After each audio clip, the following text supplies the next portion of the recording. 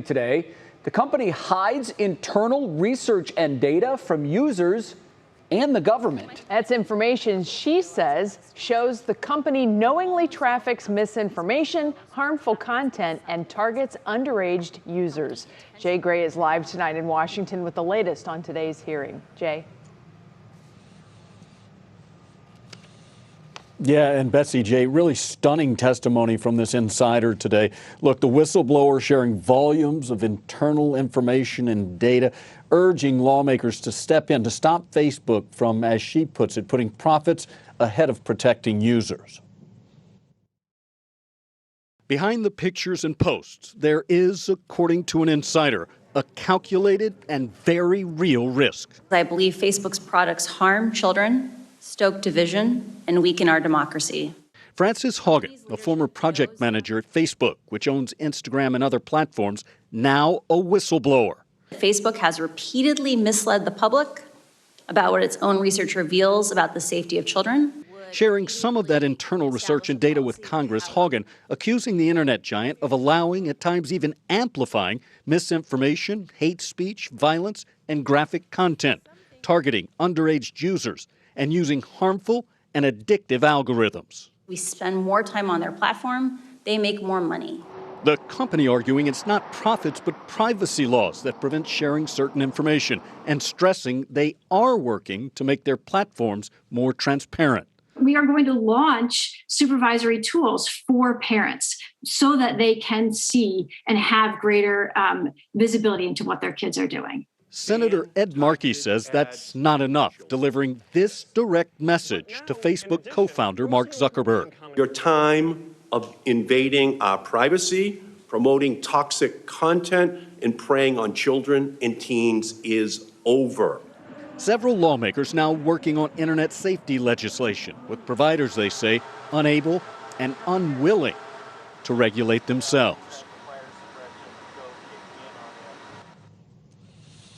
Yeah, look, it's been a tough 2 days for Facebook. Yesterday, billions of users unable to access the company's platforms for several hours because of what Facebook calls an internet outage, a global outage. Yeah, Jay, that was perhaps coincidence. Others thought not. Do we know anything more about what led to that drop in service yesterday? Yeah, and Jay, it certainly showed how much people are dependent on Facebook and its platforms. Look, what the company engineers are saying is that there was a configuration change that crippled routers across the entire company and for an extended period of time. They do stress that no personal data was compromised during that outage. All right, Jay, good information. We'll talk to you again coming up at 5:30.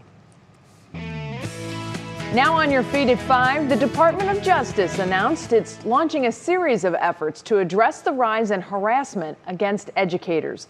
The National School Boards Association says it needs help managing all of the threats over mask mandates and critical race theory. So the DOJ says it's creating a task force to determine how federal enforcement tools could be used to prosecute criminal conduct toward teachers. And while educators deal with this, they now have to worry about another social media challenge. Parents, prepare yourselves. This one challenges kids to hit their teachers. Manny Abraham joins us now with the warning from local school districts and the message that they have for students. Hi, Manny. Hi, Betsy. It's a challenge that has local school districts on alert.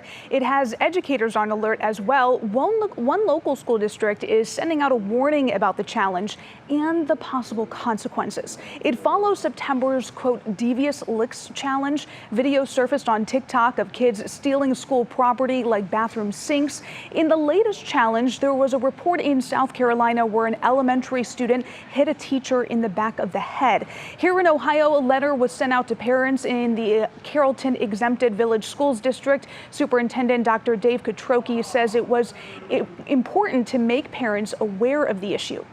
We want them to be aware, but also letting parents know the seriousness of the consequences that could happen, meaning possible expulsion and or criminal charges.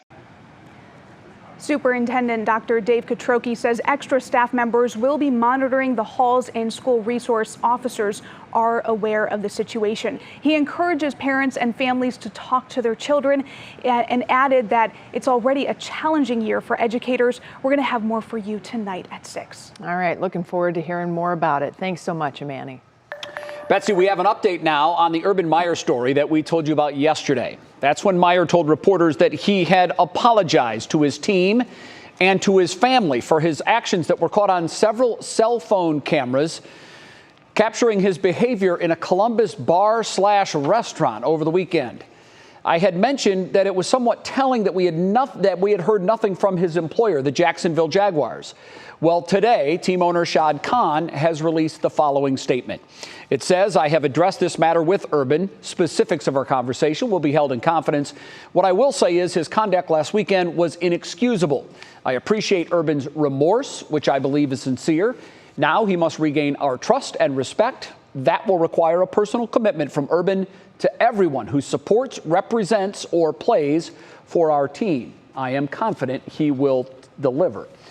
As to regaining that trust, Betsy, that's not going to be easy because according to a report in Sports Illustrated today, these comments, and I want to point out, these comments come from unnamed players, so take that into account. But according to the report, one unnamed player told SI, quote, "I don't know how he's going to function," end quote. Another reportedly said the second Meyer left the room after his team address, everyone started laughing, and Meyer knew it. It could be difficult. It's going to be a big test because, for starters, they're 0-4. Yeah. So already, all of the players are looking at the college magician because that's what he was. He won national championships both at Florida and Ohio State, and they're questioning his credentials. Right. Let's just call it what it is. I think it's very interesting to note, too, this is the big leagues now. It is. These guys are not dependent upon you for their future anymore. In college, when you're there, they are beholden to you. You recruited them. You are the gatekeeper to their future of football. These guys, they're already there. Now you're the one who's just supposed to make everything organized and put it all together and make it better as a team. And for 31 of the NFL head coaches, right, the players have the power. There's only one that is really more powerful than the players, and that's Bill Belichick. Right. 6 rings will do that. But it's going to be interesting to see where this story goes from here. We'll continue to follow it. And we certainly will. Well, we've had several new developments on the COVID-19 front. J&J officially asked for emergency use authorization for a booster to their vaccine. Plus, we're starting to see a decrease in cases nationwide, and the CDC is updating its holiday guidelines again. Yeah, again. Our senior health correspondent, Monica Robbins, joins us now to sort it all out. Monica, good afternoon to you. We start with those lowering cases. Here, micro, just in Ohio, our Tuesday number, which is usually a pretty big one, was about 1,500 cases less than it was last Tuesday, and this is the 6th straight Tuesday that number has gone down. Yeah, you know, CDC numbers from September 1st till October 1st show that we're declining 36%. That's a big number. That's a really big number, but let's take a look at the last 2 weeks. Now, nationally, among adults and pediatric cases, we're starting to see a 23% decline in cases from just 2 weeks ago. Here in Ohio, we are seeing a slight decrease in people needing the ICU, but hospitalizations and those on ventilators have stayed the same for the last 2 weeks. Our highest case count came on September 17th, when we had nearly 8,500 cases. Since then, cases have been up and down, but they are heading down. What's very concerning, though, is 217 deaths reported overnight.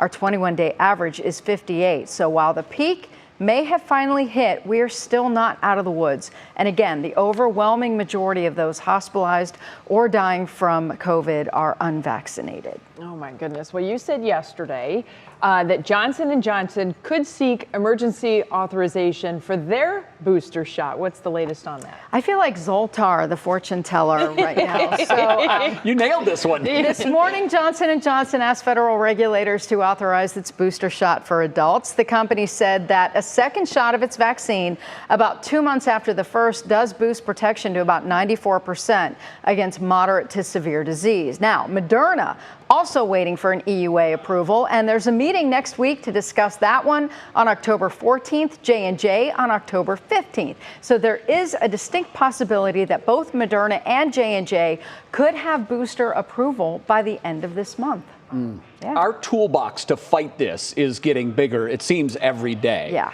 Yesterday, you talked about the CDC Holiday Guidelines. Woo! Yesterday. That caused a bit of a stir. Just yesterday. I mean, we're talking about opening the window if you have family over in December, and we kind of mocked that idea. But now, already it's changed. Yeah.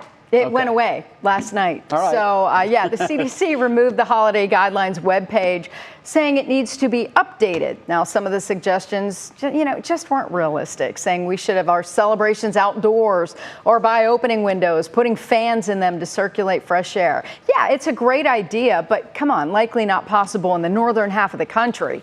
Also, there was no guidance for Halloween, so we're going to have to wait and see what they come up with. But bottom line, you can celebrate safely, get vaccinated, get boosted, or if not, with masks and social distancing. We all know how to do this. We do. We know how to do this. Right. Yeah, seriously.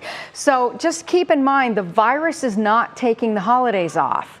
And the concerning thing that I think a lot of people need to remember is last year when we were going down in cases, all of a sudden we had the holidays and bam, we surged up again. Yeah. So we really need to take it seriously. Well, I just don't even know what's going to happen on Halloween because kids were so spoiled last year because everybody got full-size candy bars for all the kids because they felt so bad. Back to snack size, kids, sorry. Most likely, yeah. Monica, great info. Hey, sure. Thanks. Next up, everybody, it is Tech Tuesday, and Snapchat is getting into the political game, kind of. Don't go there, just hear us out. How it's going to be using its platform to help young users run for office. And then we're going to talk about the upgrades to Windows 11 that make it more accessible to those with disabilities. And it's finally here. We're going to get a sneak peek at the Game of Thrones spin-off. I know a lot of folks are excited about that. That's coming up in our Daily Pop Break. I think we should come up with some kind of Game of Thrones theme for weather one week or one day or something. Oh, we could do that. In terms of prediction, I'm going to get Monica Zoltar Robbins on our forecast stuff for the winter prediction, see if we have snow coming. Nothing in the future, though. Boy, it is going to remain partly cloudy and humid tonight. That humidity going to lay thick over the next couple of days, but your fall sports forecasts, I'm sure a lot of the football practices, cross country, all that stuff, they don't mind the warmth. We'll have that forecast, including rainfall returning to Northeast Ohio, coming up after the break.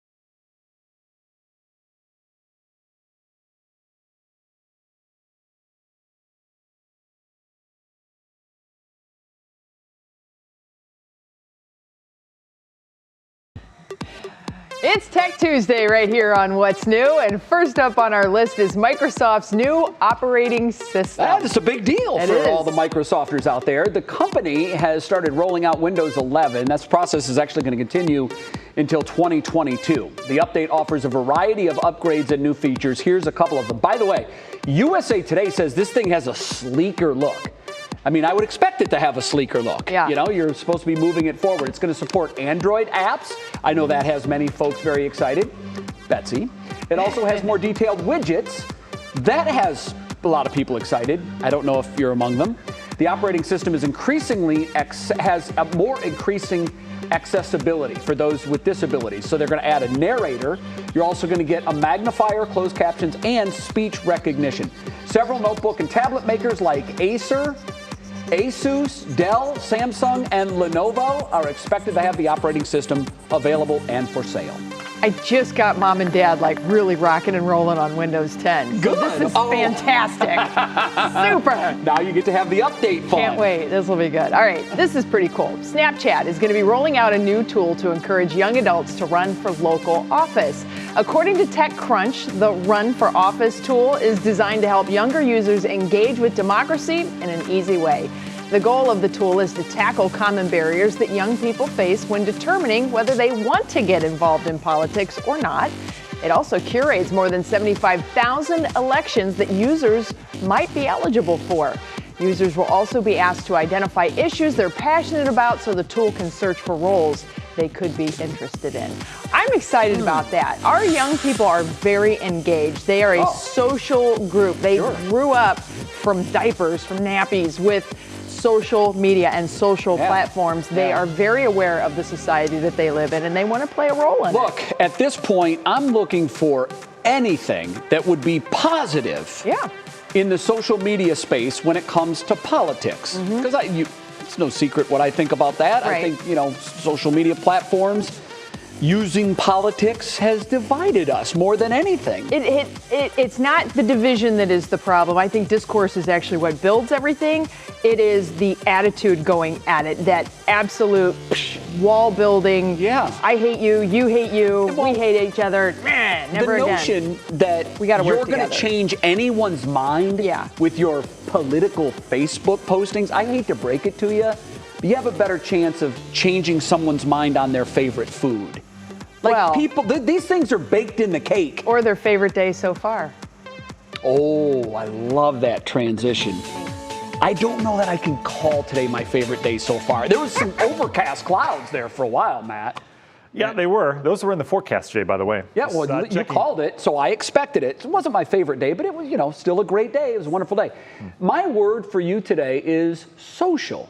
Social. Because, I mean, it's been in a lot of our stories. It's been in our lead story was the Facebook thing, so social media. So that's your weather word. Now it'll be in weather. Appreciate that, Jay Crawford, for sure. You know, weather-wise, we've had pretty much a carbon copy day after day in terms of the weather forecast. Today, not as much rain out there, but temperatures, look at the hodgepodge, 69 downtown right now. Meanwhile, 80 at Dover right now, 78 Canton, warmest down to the south. Akron checking in at 79.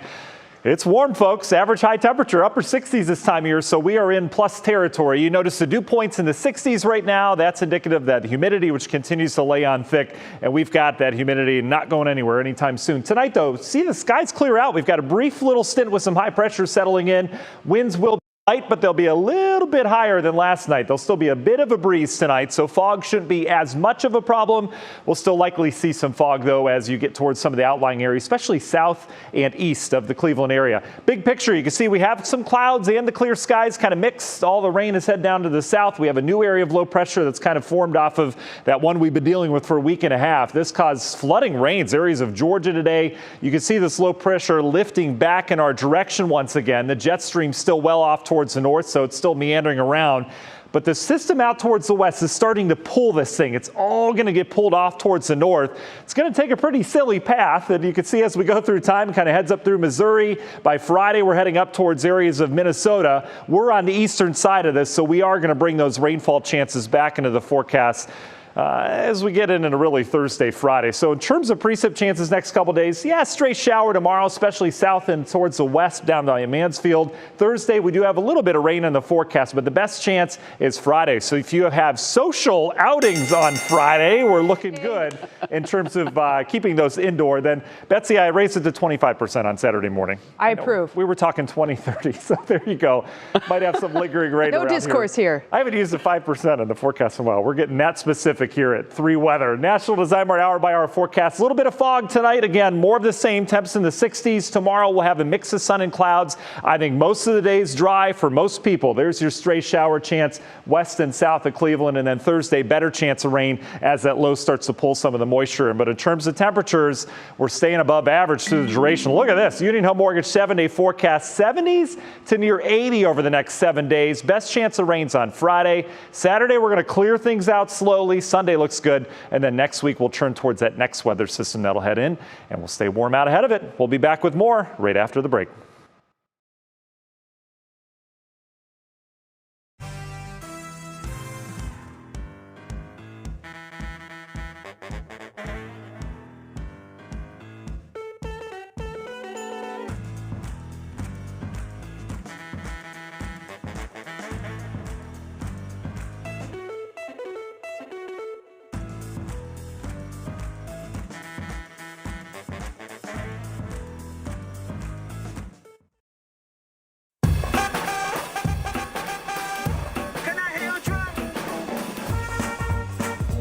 Hi, Matt.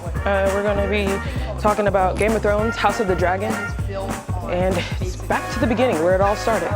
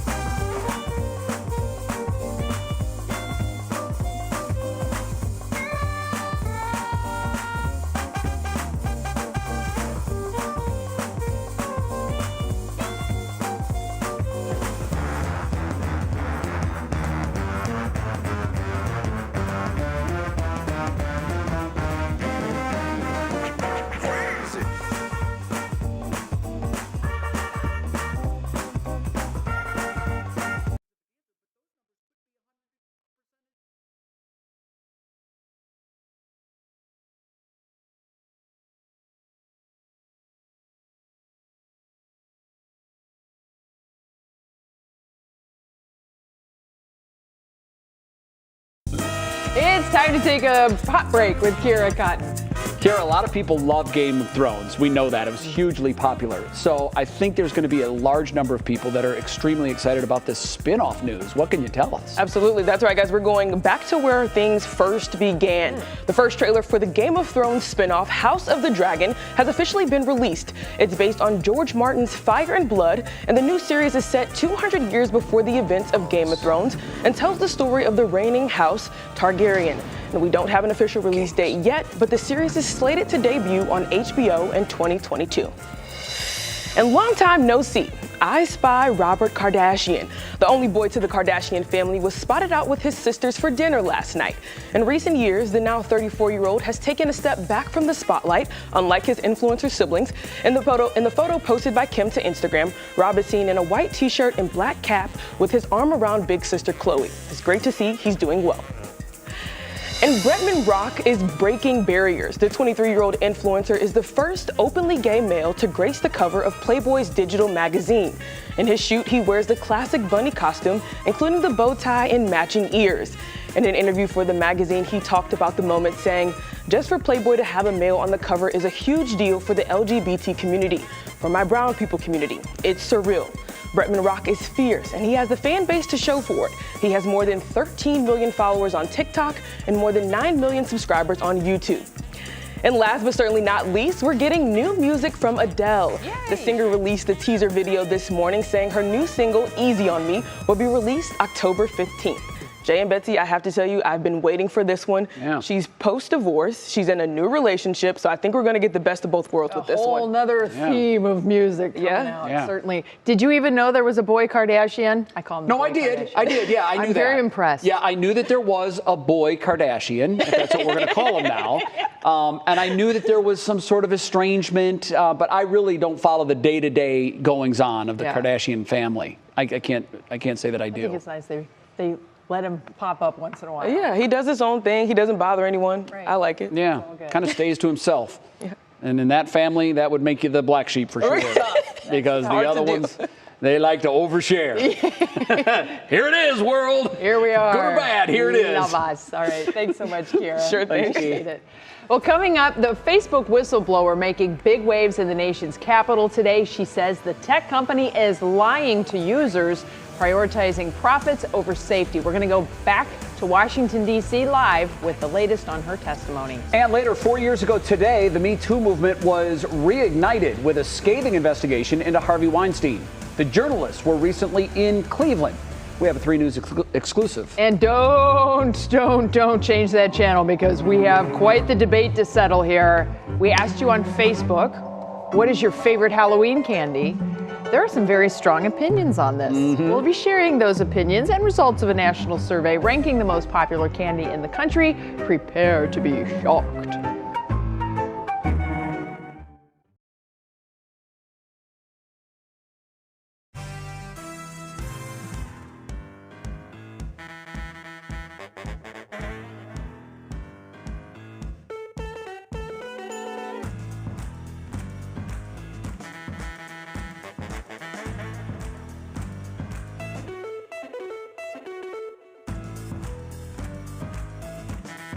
Hey, I do.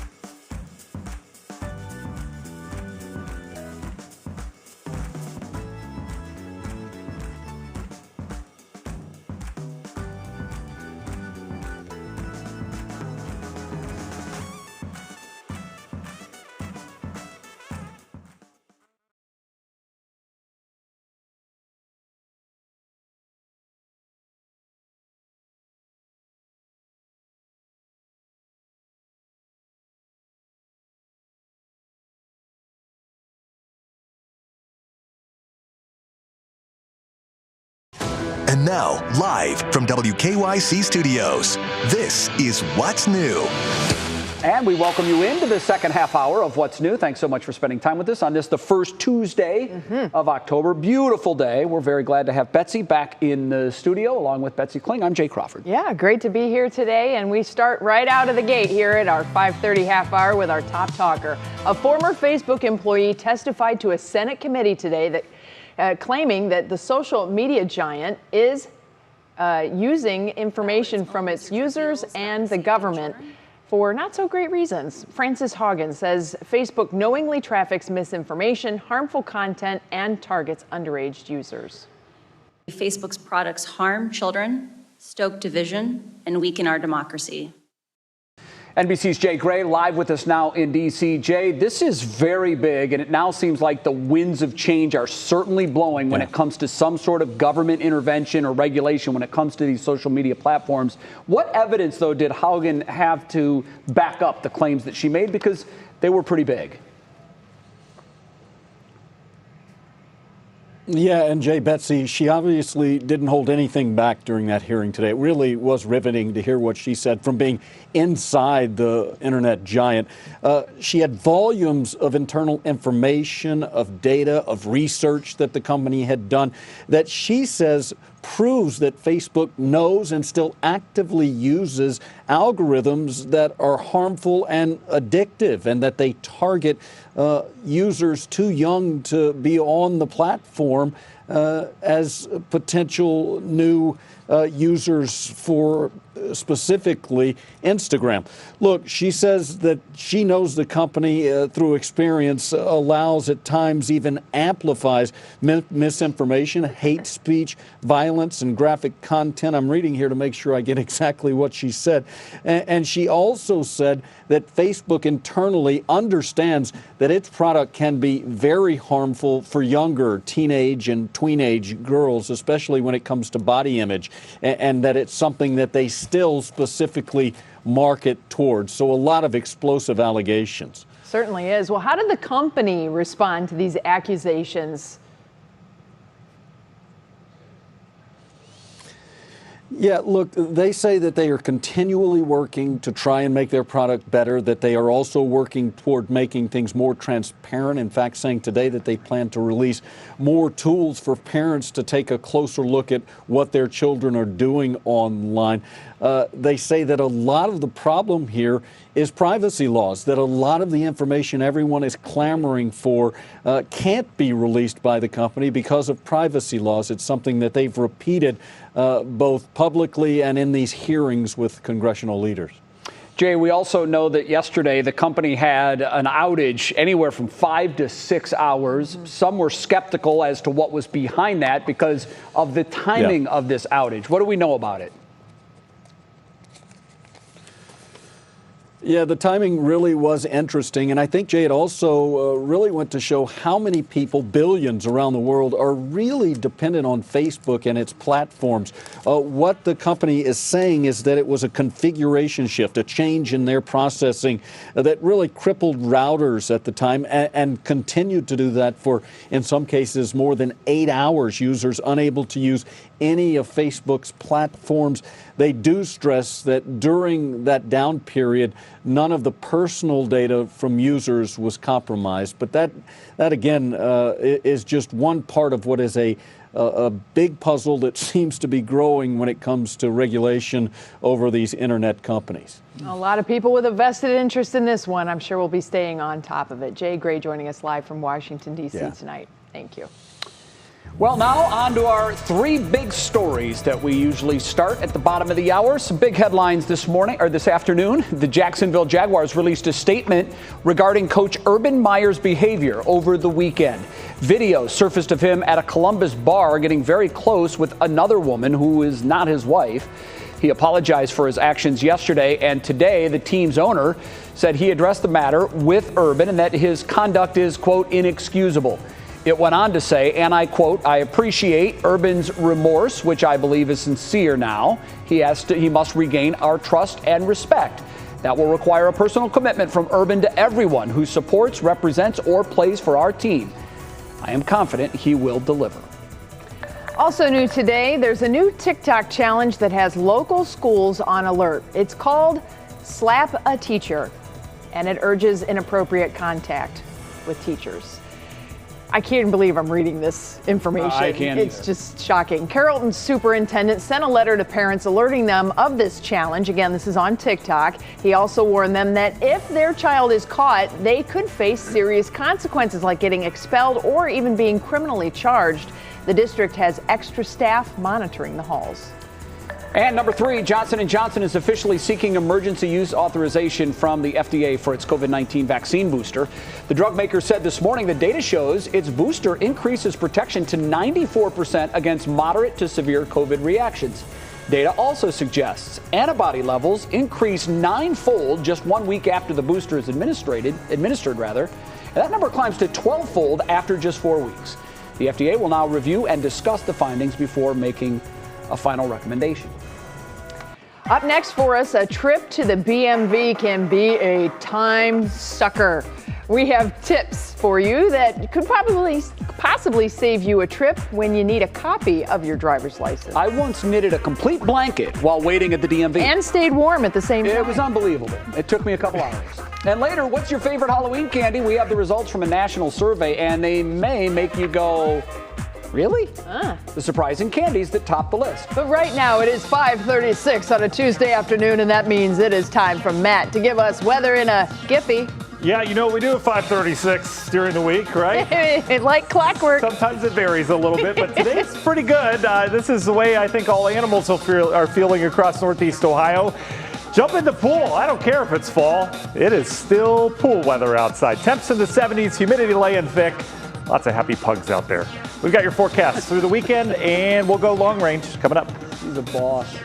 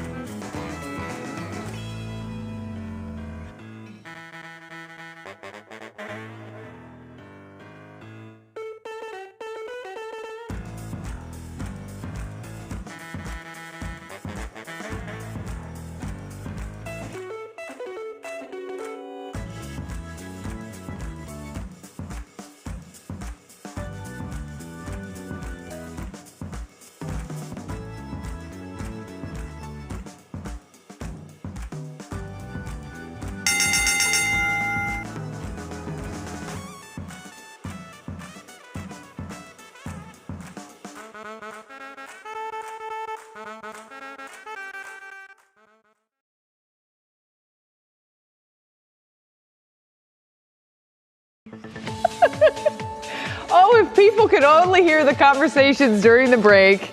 Basically, there was one person talking. I bet you all can guess who that was. But he said he's coming off his soapbox now. So it was about the TikTok story. We can move on to weather. Jay, I agree with you on that, buddy. I know you do, not out of line. I know you do. Anyway, speaking of out of line, temperatures have been above average, Betsy, over the last, week and a half or so. We continue this warmth, right? No cool spells in sight as this pattern remains stuck. More of the same tonight, some areas of fog. I don't think quite as prevalent. Skies clear out. We still have a little bit of a surface window. That ought to help to mix things up just a little bit. So still some fog outlying locations. Temperatures back into the 60s. I think upper 50s to get inland. You notice the clearing skies that we had today. Low pressure finally down to the south. Still hanging on to some clouds, even some stray showers off towards our west. But the bulk of the action now south. Our area low pressure kind of fizzled. We have a new low that's developed that's going to head out towards the west, towards the Ozarks. Jet stream still well to the north. So where's this system go? Wherever it wants to, and it's going to head off towards the north and the west, kind of get pulled in, going around Ohio. But on the eastern edge of this, we've got plenty of moisture. That will bring the rain back into our forecast. Just a straight chance tomorrow. I think better chance will be Thursday than especially into Friday. So if you're planning things out, again, you can't rule out some rain the next 2 days, but I think the bulk will fall on Friday. May have some rumbles with that as well. We'll try to clear things out Saturday. This is the day we're going to have to keep an eye on. If the system lingers, we may have some rain around Saturday. If it pulls out, which we are expecting it to, should be okay. Maybe some morning showers. So let's take a big picture look at this system as it winds up. Look at all the rain, plenty of moisture, especially for this time of year. Most of it avoiding us tomorrow. Again, south and west of Cleveland, I think the best chance the further you get to that low. So Mansfield over towards Ashland, higher chance of rain tomorrow than the rest of us. Thursday looks okay at this point, as we mentioned, but notice how the rain kind of spreads back in as that low heads off towards the north. Real good chance of rain, as I mentioned, on Friday, then Saturday. Let's get this thing out of here for the weekend. Sunday looks good at this point. Bigger picture look, right? It's not that active across the eastern half of the country, so where's the activity? We've been talking about this over the last couple days. Things very active out west. They're below average. They've got a series of fall-like storm systems. Real good storm going to head through this weekend. That will pull the low out in the plains. Look at next week, though. Models have all agreed on a big fall-time storm out west next week. This will bring heavy mountain snow, much-needed rain for areas of the Four Corners region. Eventually, that'll eject out in the plain states. Doesn't look like this storm is going to reach us next week, but everything is fluid in that atmosphere, and once we get it going out west, that may be the seesaw that gets our pattern moving. Look at the snow, though. They've got bombarded areas of Alaska, western Canada, and the Rockies going to see some heavier snow from that. Don't worry about us, northeast Ohio. We stay humid all the way through next week as it looks right now, and those temperatures will stay warm as well. Union Home Mortgage 7-day. There's your rainfall chances Thursday, Friday. Clearing out for the weekend. We're back near 80 to start next week. Another summer-like week ahead of us, but again, things could change after that.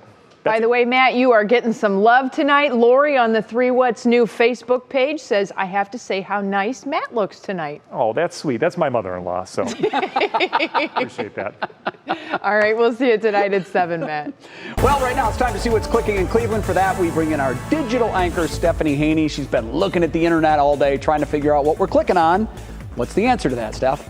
Well, Jay, this first story, very new. We now have one less reason to go to the BMV. Who doesn't love to hear that? This is if you need a reprint of your Ohio driver's license or your state ID.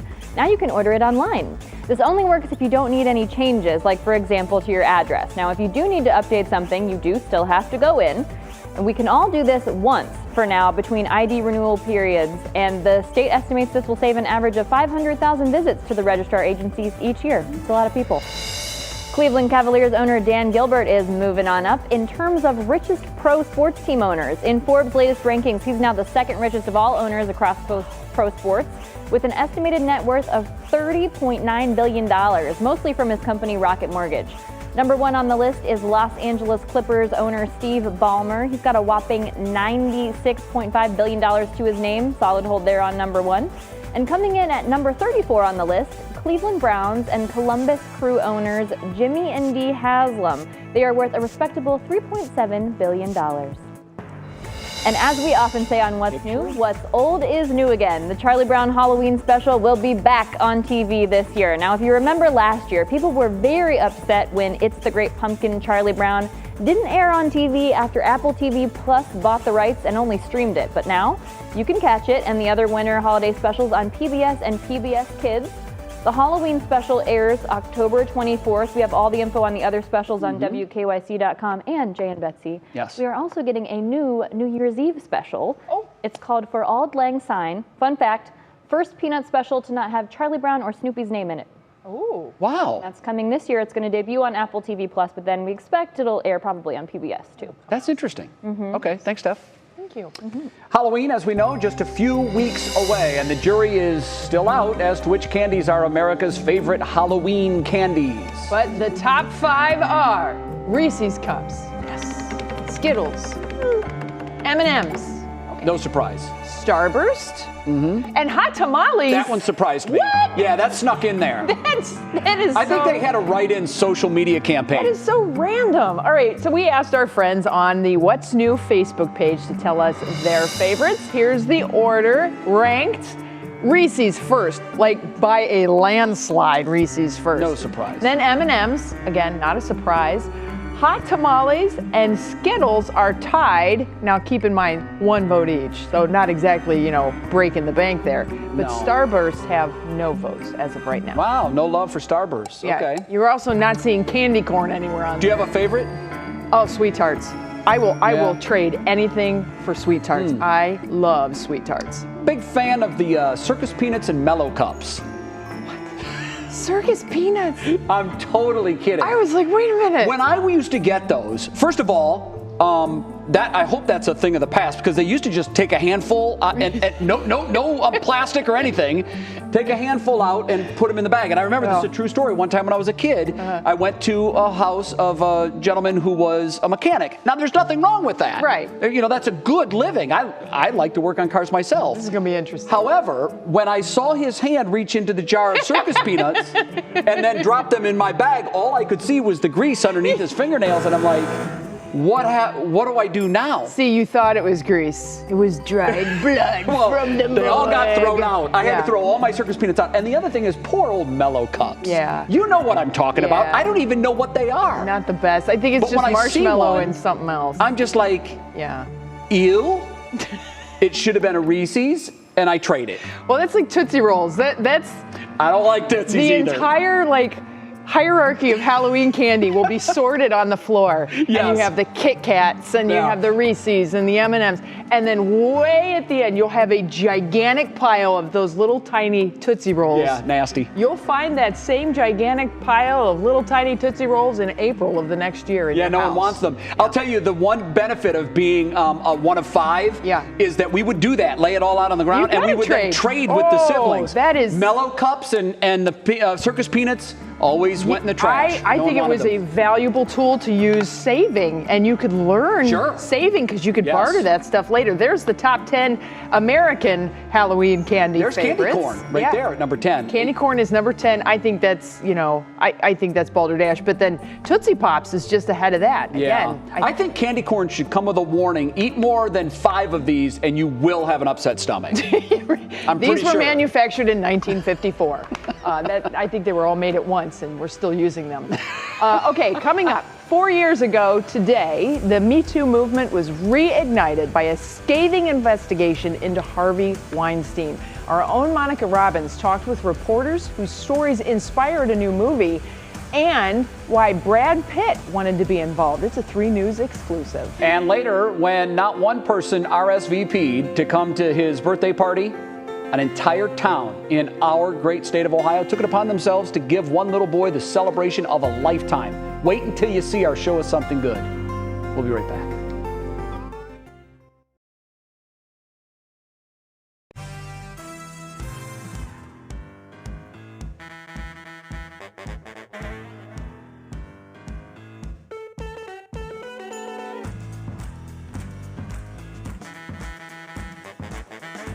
Uh, 72. Mic check. Monica, 1, 2, 3.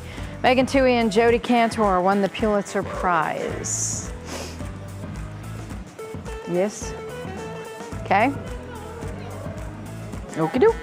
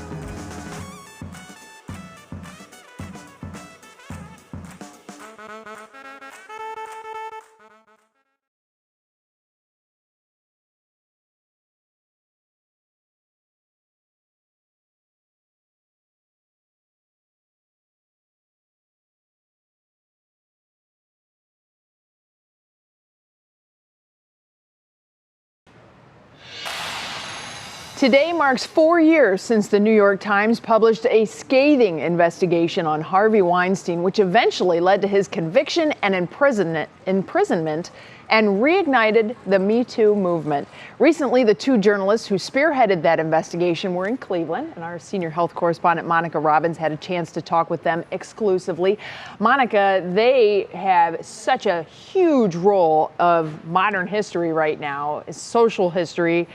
What did they have to say? I mean, they've just got to be, so focused on everything that they do. It's incredible. They're still incredibly grounded. Yeah. And they know that there's still a lot of work left to do. Megan Twohey and Jodi Kantor won the Pulitzer Prize for their series of stories on Weinstein. The Cleveland Jewish News brought them here last week to discuss their book, She Said. Their stories exposed the cover-ups, non-disclosure agreements, and in all, they said they had 80 women share their stories of sexual harassment and abuse.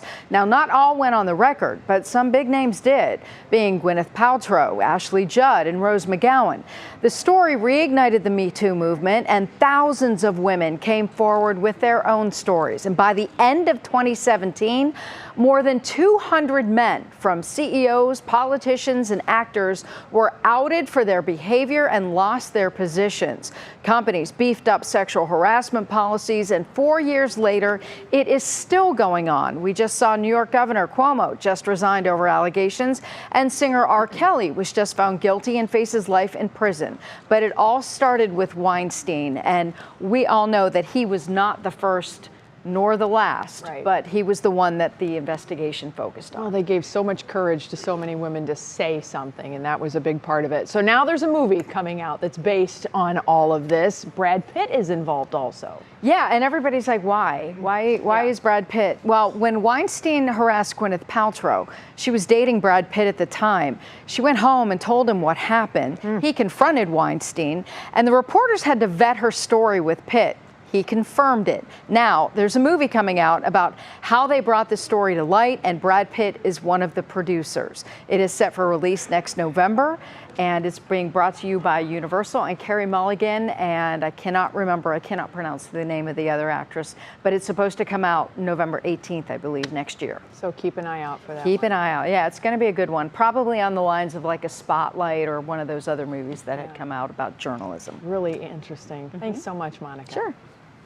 Coming up, that would make any parent's heart sink. What happens when no one RSVPs to attend your child's birthday party? We're going to show you how one Ohio town rallied around this young guy. It'll make you smile. It's our show us something good. Okay, time for your pop quiz now. Today is, of course, October 5th. October 5th has the most A, divorce filings, B, birthdays, or C, deaths. The answer when we come back.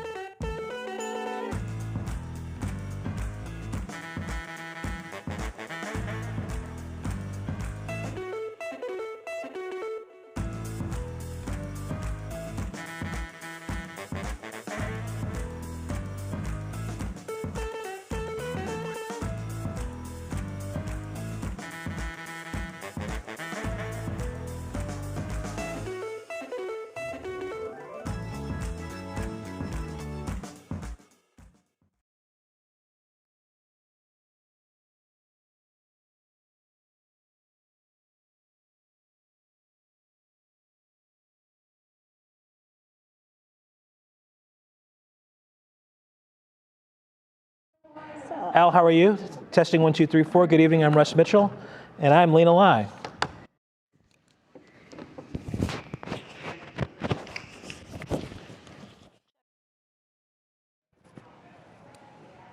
Hello, Manny Abraham here in studio talking about a new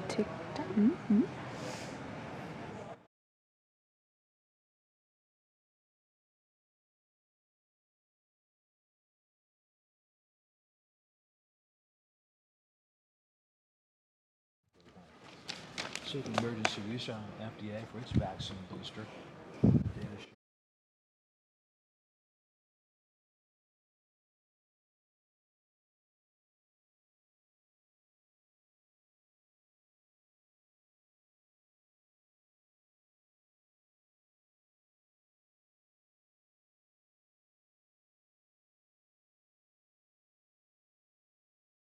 Mic check, 1, 2, 3. Meantime, Johnson & Johnson is seeking emergency.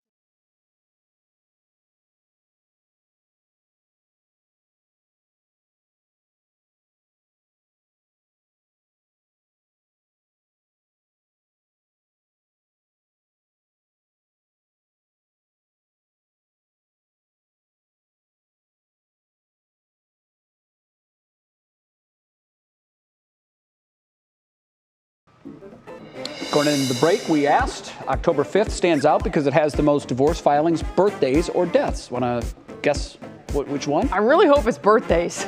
It is birthdays. Oh, good. And there's a reason behind it. Okay. So it's 274 days after New Year's Eve. And the average length of a pregnancy is 274 days. There we go. About 200,000 more birthdays today than the average number on any other day. Well, happy birthday to all of those people. Yeah. All right, today's Show Us Something Good comes from Napoleon, Ohio, which is near Toledo. After no one RSVP'd to this 7-year-old's birthday party, the entire community decided to step up, and they replied, yes, they will come.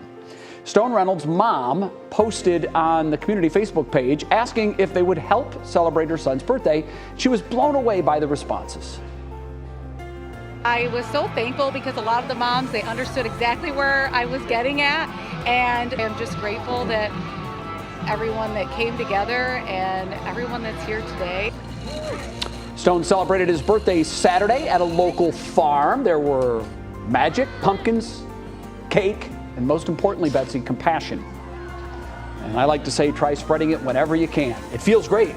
It really does. Yeah. And he had a good birthday after all. He'll never forget that one. No. Yeah, remember when I turned 7, the whole town showed up to wish me a happy birthday. Awesome. I've had a couple people ask. Violet and I both tested negative for COVID today. That's why I'm here. She tested. I have a picture on my Instagram feed. She was very pleased, a little nervous, but we're watching carefully. Glad you're in the clear. Yeah. And we're also glad that you spent time with us at 5 o'clock today. We're back tomorrow at 5, and we hope you join us then. What Matters Most with Russ and Lena starts right now.